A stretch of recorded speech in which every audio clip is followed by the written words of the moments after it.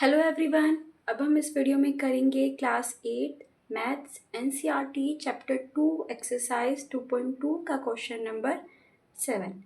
यहाँ पे क्या करना है, आपको सिंप्लीफाई करना है यानी आसान बनाना है और फिर इन इक्वेशंस को आपको सॉल्व करना है। चलिए करते हैं start. 3t minus 3 is equals to 5 2t plus 1।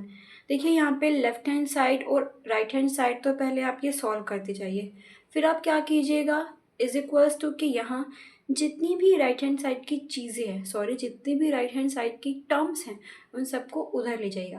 देखिए वो करके दिखाती हूँ इसे कैसे करना है।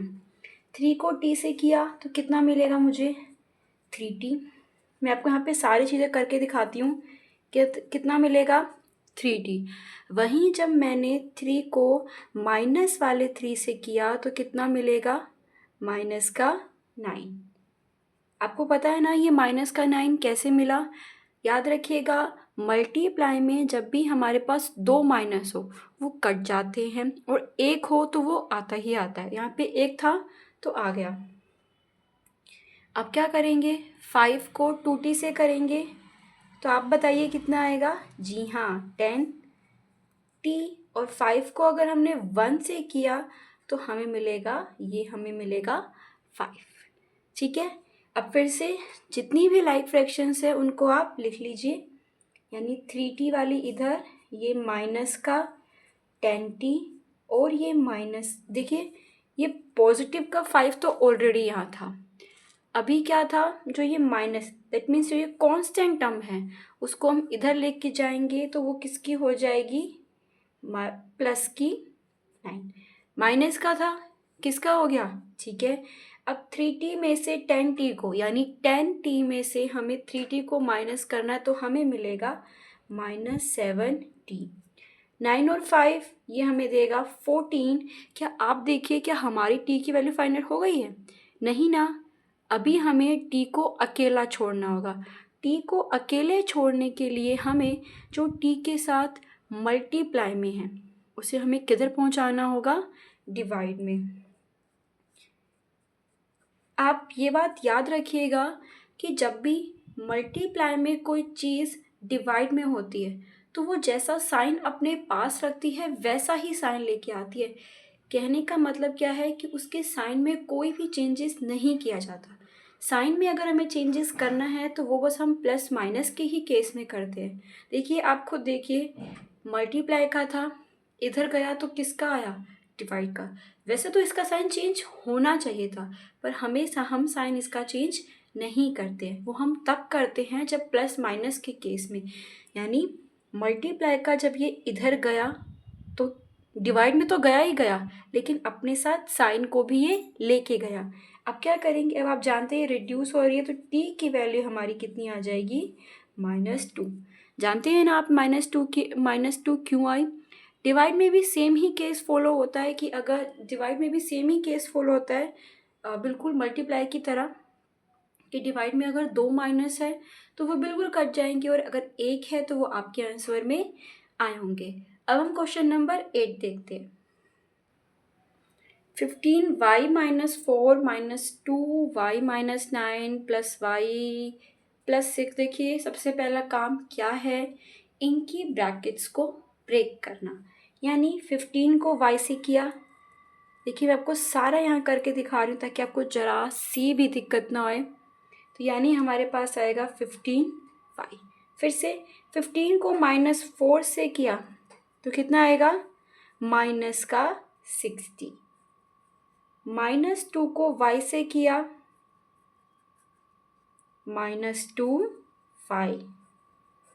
-2 को माइनस वाले 9 से किया तो बताओ क्या मिलेगा।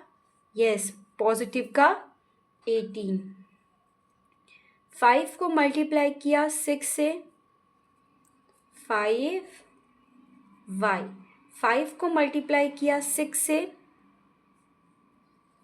ये तो आपको पता ही होगा 5 6 30। अब बताइए कि हमारा क्या है। बिल्कुल लाइक फ्रैक्शंस को हमें एक साथ लिखना, यानी y टर्म्स को अलग रख लीजिए। 15y ये भी y वाली है और ये भी y वाली है और ये भी y वाली है। रख लिया मैंने सबको अलग। अब ये कांस्टेंट टर्म आप एक साथ रख लीजिए, माइनस का 16 प्लस का 18 और प्लस का 30 इज इक्वल्स टू 0। अब क्या करते हैं, अब हम इनके पेयर बना देते हैं। इसका पेयर बन रहा है पर इसका पेयर नहीं बन रहा है। हाँ, लेकिन वहीं इसका तो पेयर बन रहा है ना, तो ये चीज़ें हमारे साथ के साथ लिखती आएंगी। तो पहले हम इसको सॉल्व करते हैं। 15y में से 2y गए, हमें मिलेगा 13y। क्यों मिलेगा?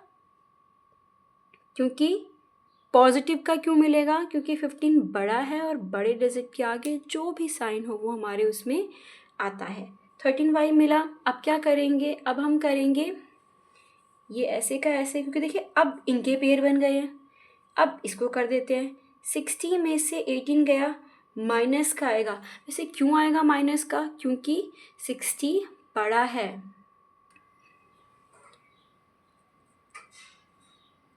प्लस का 30 इज इक्वल्स टू 0। अब इसका पेयर बन गया, है ना? ये आसान। आप पेयर बना बना के कीजिएगा, आपको ये अच्छे से, आपके बिल्कुल भी चांसेस नहीं है कि मिस्टेक हो। ये आपको पता है ना कैसे आया माइनस का 42? क्योंकि हमने इसमें से देखिए माइनस प्लस क्या होता है, माइनस। 60 में से 18 गए 42, और माइनस का कि प्लस का? माइनस का, क्योंकि हमारा 60 क्या है, बड़ा है। अब हम क्या करेंगे, 13y और 5y को प्लस कर देते हैं तो हमें बदले में मिलेगा 18y। इसी तरह माइनस प्लस माइनस, फिर से माइनस का साइन। आपको पता है ना क्यों आएगा? जी हाँ, अब 2 में से 0 गए तो 2 ही मिलेगा, 4 में से 3 गए 1। क्यों मिलेगा वैसे माइनस का? क्योंकि 42 बड़ा है। अब देखिए ये भी कांस्टेंट टर्म है। कांस्टेंट टर्म क्या होती है? जिनके पीछे कोई भी वेरिएबल लगा नहीं होता है। तो ये माइनस की है, इधर जाएगी तो किसकी हो जाएगी, पॉजिटिव की, यानी 0 प्लस में 12। अब क्या करेंगे, अब लोग, हम, आपको पता है 12 में कितनी भी मतलब 12 में 0 को प्लस कीजिए, हमें क्या मिलेगा, 12। अभी भी y की वैल्यू नहीं निकली है, मल्टीप्लाई में है तो किधर जाएगी, डिवाइड में। अब आप इसको रिड्यूस कर दीजिए, 2 से ही रिड्यूस हो रहा है। 2 6 जा 12, 2 9 जा 18, 3 से डिविजिबल होगा ये, 3 2 जा 6 और 3, तो यानी y की वैल्यू कितनी आ गई होगी, 2/3, यानी 2/3 वैल्यू हमारी y की वैल्यू आई है। देखिए छोटी सी मिस्टेक भी आप मत करिएगा, माइनस प्लस का बिल्कुल ध्यान रखिएगा। याद रखिएगा मल्टीप्लाई में 2 माइनस है तो वो कैंसिल ऑफ हो जाएंगे, और अगर 1 है तो आपके टर्म में, आपके आंसर में, आपकी वैल्यू में बिल्कुल आएगा। तो आई होप आपको ये समझ में आया होगा। कोई भी डाउट है तो प्लीज़ मुझे बताइएगा। Thank you.